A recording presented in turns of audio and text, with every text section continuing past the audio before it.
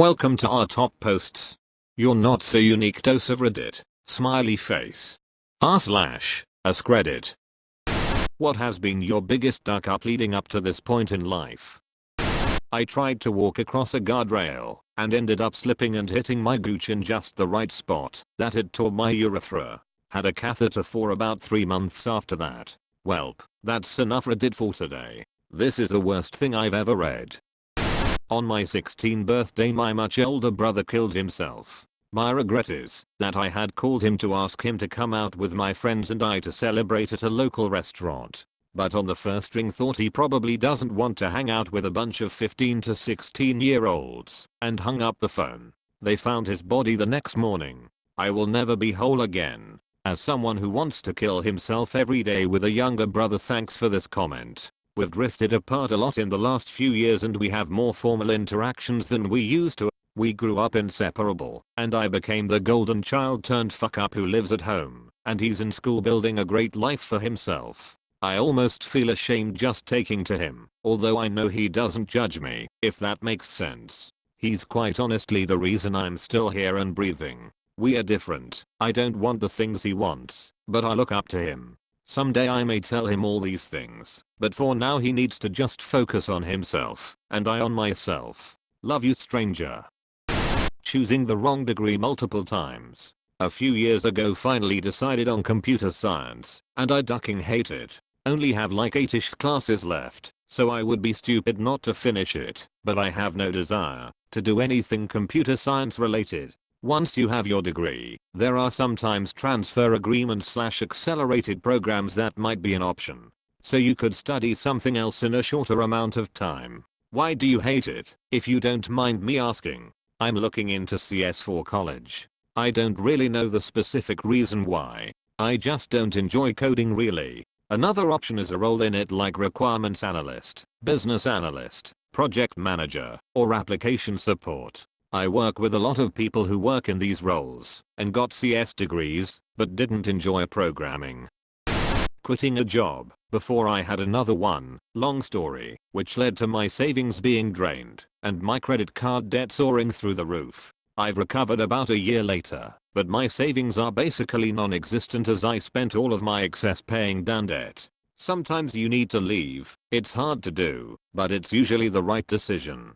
I just quit my job with nothing lined up. I was about to kill myself when I realized that if I just quit at least I'd be able to be alive still and it might be worth it. I'm still depressed as duck, but at least I don't have that ducking job. You did the right thing.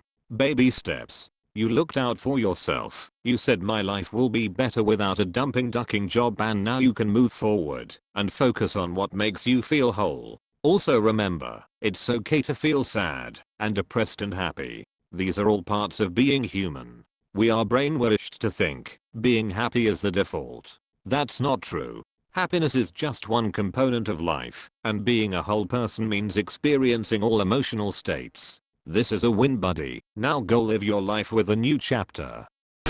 Holding on to hate and resentment about my dad has duckied up mentally. Instead of dealing with it in a healthy way, I've held on to the hate and resentment and have blamed him for everything wrong in my life. I'm in therapy now and trying to unlearn toxic behaviors. Kid with wrong person really ends your life for the most part. I'm in this position. I'm sure I can pick up the pieces, but I know it's going to take a very long time. I've effectively pissed away my youth though. Me too. And it was really hard for many years. But now my daughter is about to turn 18 and she's an absolute go-getter who is getting into a great college. I'm so happy I have her. Tried to kill myself when I was 24. Did the whole inpatient thing in therapy. Now I'm 28, still living with my parents and struggling to win the battle with my mental health. Really frustrating. I just want to be a functional adult. I'm 27 and just got out of inpatient last month. I've been fighting for so long, and I get better, and then I just get so much worse again. I'm sorry. I'm sick of this shit too. We'll get there. Staying with someone for way too long, because I thought I could help them. I was 25 when I met her. She was broken and very needy. She had a lot of issues with herself. Mainly she always felt insecure and inadequate. for those times when she was okay, everything was amazing, and she was the best person to be around with. But those times were rare. She was jealous about anyone and everyone. I didn't even hang around my friends anymore because she would make me feel guilty later on, and she could never get along with them. I always thought I could help her, but only after everything fell apart did I realize that in my effort to always be there for her I broke myself. We broke up 2 years ago. I'm now 33 and just starting to fix relationships that I've abandoned because I was too focused on her. I don't blame her at all because that was my choice, but it's been hard. This cut deep. Not because the same happened to me, but because my case is exactly the opposite. My girlfriend broke up with me last week and I've been devastated, but what hurts the most is to realize that I was to blame. I have a lot of issues with myself, and she tried to help me. She was always there for me, but I just kept giving her problems. My problems. I know she'll be okay, but I'll always regret the way I treated her.